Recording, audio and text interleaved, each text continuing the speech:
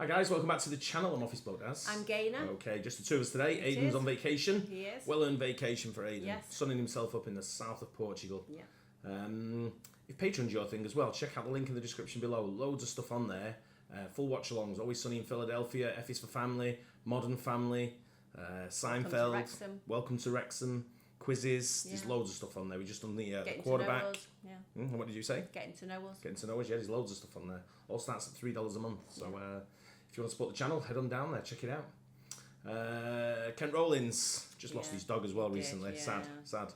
Lovely guy. Love his content. Yeah. And I love seeing how he makes stuff to give me ideas of what I can make. Yeah. Cowboy sloppy joes. How to make the best sloppy joes. I'm not a fan of sloppy joes. I like sloppy joes, just very messy. Yeah. And I'm not keen on messy food. Yeah. So this is sometimes a little bit too messy for how you pick it up, and if you want to eat, sometimes you can't. It's just too messy to pick up. Knife and fork for me. Yeah. Should we get into it? Yeah. Let's see how he goes.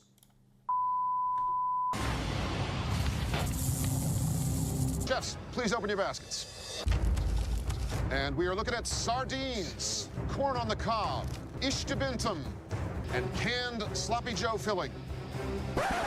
Hold on, Ted, not here. We ain't making no sloppy joes out of no can, I'm talking sweet, I'm talking heat, and I'm talking putting it together, all gonna be so good. Cowboy sloppy joes. I do like the whole ingredients that go into a sloppy joes. Yeah. Like I say, it's just a bit messy. Like a burger, for a isn't sandwich sort of thing. With everything in it, yeah.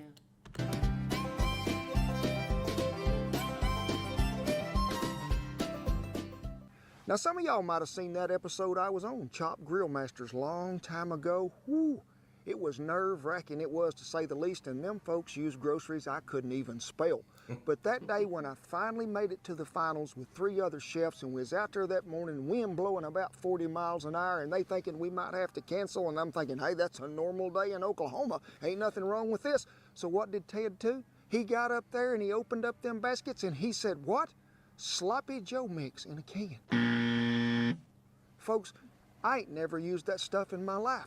We're talking about combining all these flavors to make this stuff just really make them taste buds get out of your mouth and run a race. They gonna set a record, they are.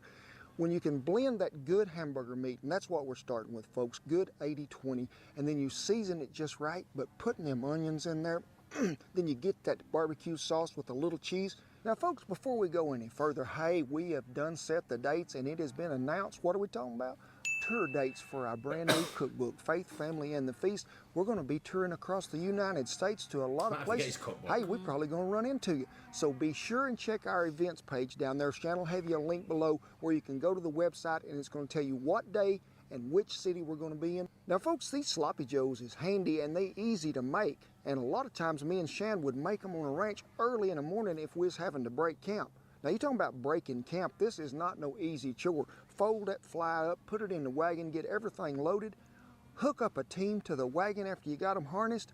Shan would have them sloppy joes all made up in them good old buns, and we'd wrap them up, and we might move 14 miles that day. But guess what we had?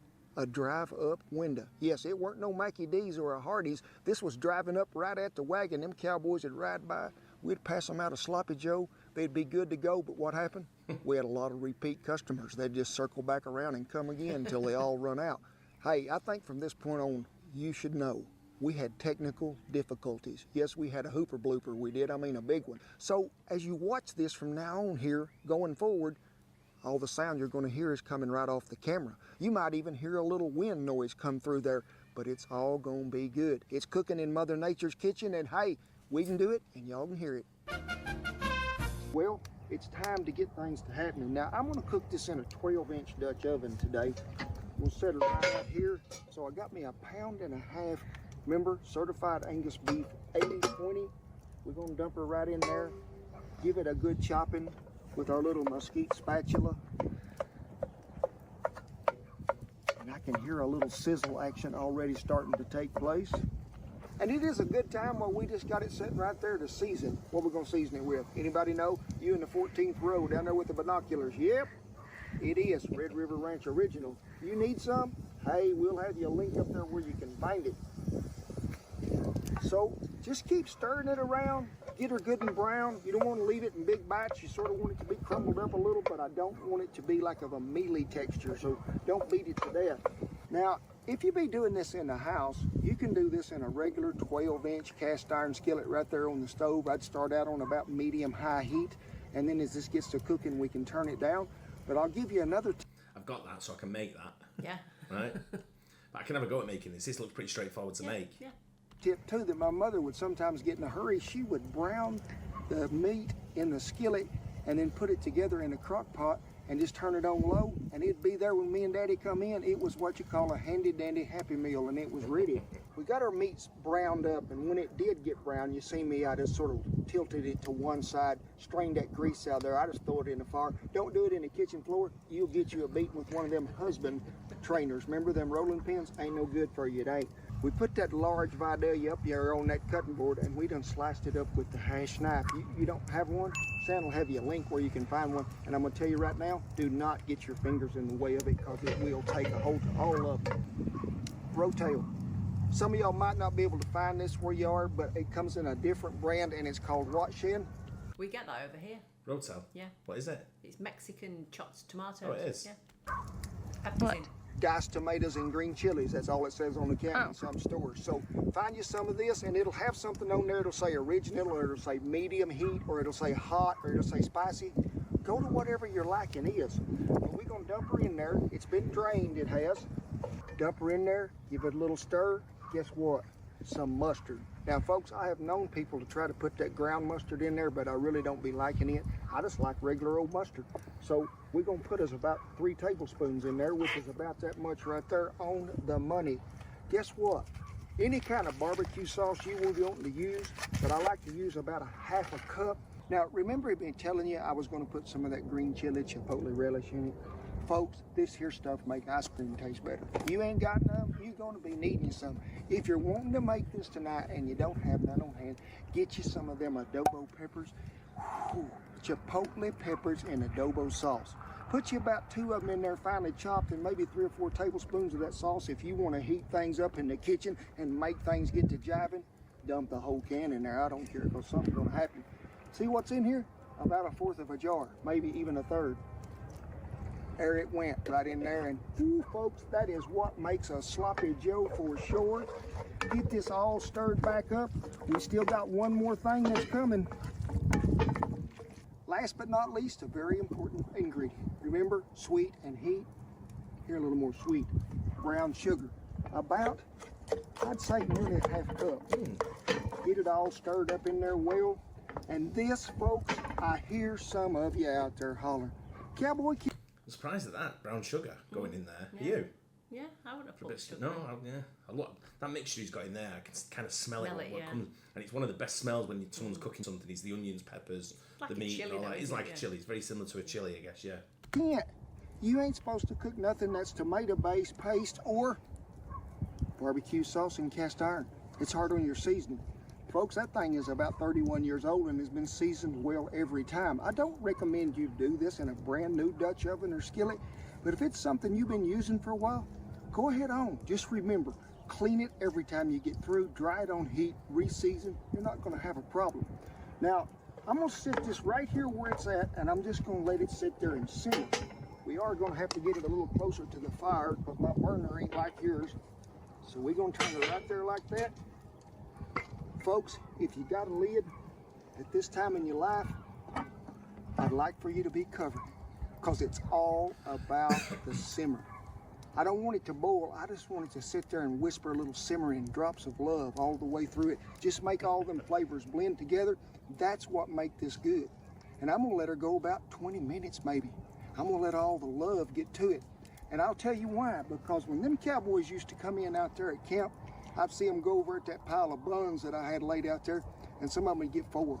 Lay them out there on them plates like an open face sandwich. Is that what you call one of them deals, Shan? Open face? That's fancy. Spoon that sloppy Joe on over, top it with some more cheese, and eat it. Never in my life have I ever had any leftover sloppy Joes. Never. It just don't happen. This was a staple on so many ranches for a noon meal that they'd request and say, hey, Cookie, we could have that for breakfast or supper. It is that good, folks. It will stick to your ribs.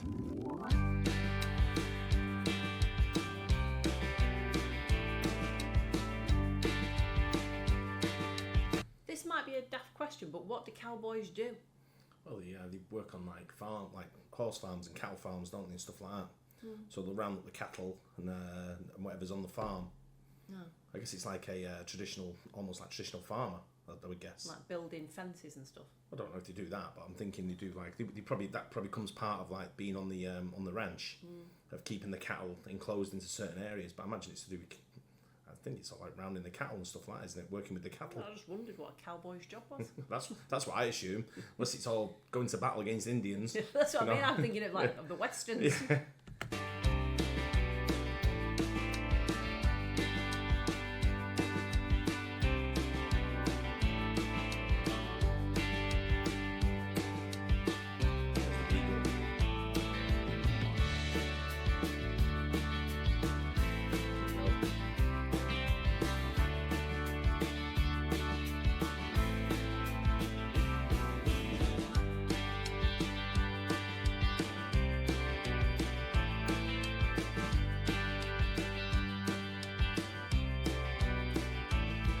Over here we have sheep dogs. That's round for them sheep. up. Yeah. But the cattle as well, how do they round the cattle up? We don't have cowboys, do we? Yeah, but we haven't got ranches as big as them for the most part as well. These sort of like move from field to field or area to area, which are miles bigger than what a lot of the stuff we do. Okay. We sort of like don't have maybe the volume they've got as well on some of these ranches.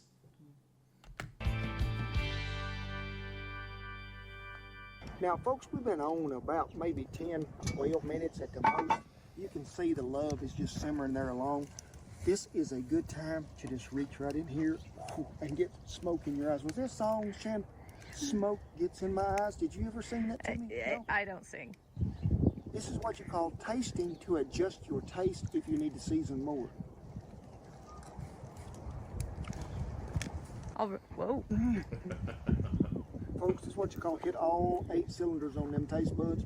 We ain't got to do it no more. I have made this dish so many times I could probably make it in the dark, blindfolded with one foot tied up. It is fine dining. Now, if it don't suit your taste, now would be a good time for you to try to alter your taste buds a little. Because I think it's just right. No, really, if you think you need it just a little more sweeter, add you a little more brown sugar in there. You want it a little hotter? Hey, get you some more of them adobo peppers and put back in there. You want it to have a little more of a barbecue flavor? Hey, chunk you some more of that sauce in there. This is a happy meal that don't come in. I think you've got to have it spicy. I think it's got to have a kick to it. A little bit of a kick. If it's too spicy, then No, not too spicy. I think just a nice sort of like zing to it. yeah, like a chili type spice. A sack, folks, and you can change it, but why would you? I have done perfected it. Now, at this time would be a really good time. What? Let's put some cheese in there, folks. Now, you can add as little or as much as you want. I like to use cheddar. I do. I think it gives a great flavor. Shan's had it with mozzarella. Some people use pepper jack. Hey, combine all 18 of them if you need to, because, folks, we're about spreading the love and putting some cheese on there. Now, we're not going to cook this a long time at this point because I don't want none of that cheese to be burning. I just want it to incorporate in there and melt well. It sort of binds all them juices together. Give it a little stir. Don't take it long to melt it, don't. And if you think you need some more of it, hey, get you some more in there. I'm all for it. You can even throw it in there if you want to. I don't care. But it's all about the cheese now.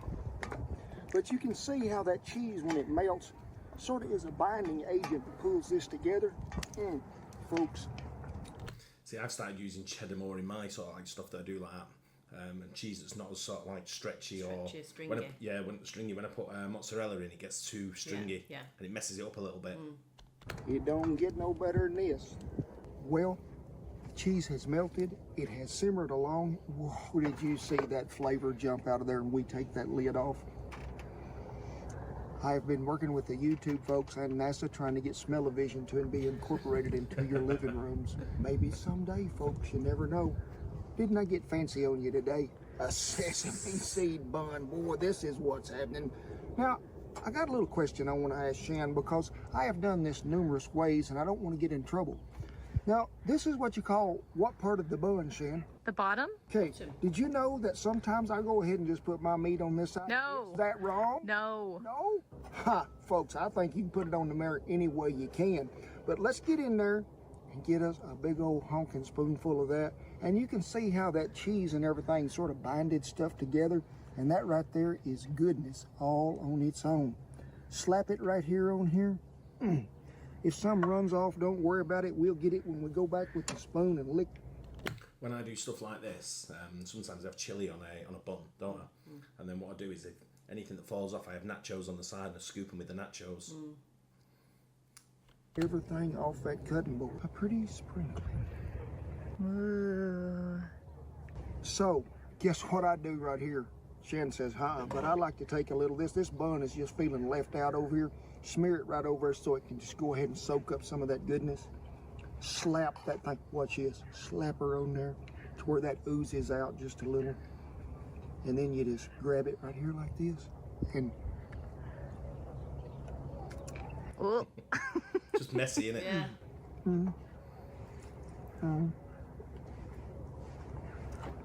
I think I prefer it on a crusty baguette. It soaks in Soaks the juice in a little bit. It becomes almost like a Philly cheesesteak sort of style then, doesn't it, sort of thing. But I've only ever had sloppy joe on a sesame roll. seed bun like that, Yeah. type thing. But I mean, I do like, I eat a lot of bread, as you know. Yeah.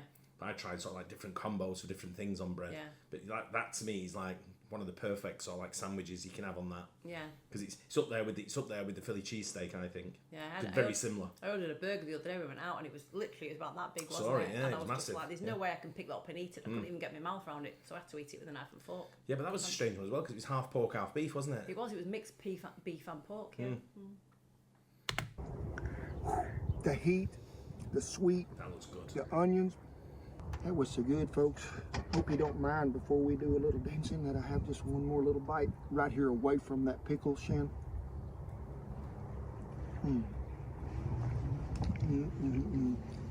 It's sort of like doing that washing machine. Getting all sloppy everywhere, throwing stuff. That's a sloppy Joe right there, it is. Woo! That stuff is good, ain't it, Dookie? The flavors you get, but folks, something I've always needed in there, and it's always been there, is the little crunch of that onion. That's why you don't saute them with that meat to where they're soft. I like to get that crunch that Vidalia brings out in there.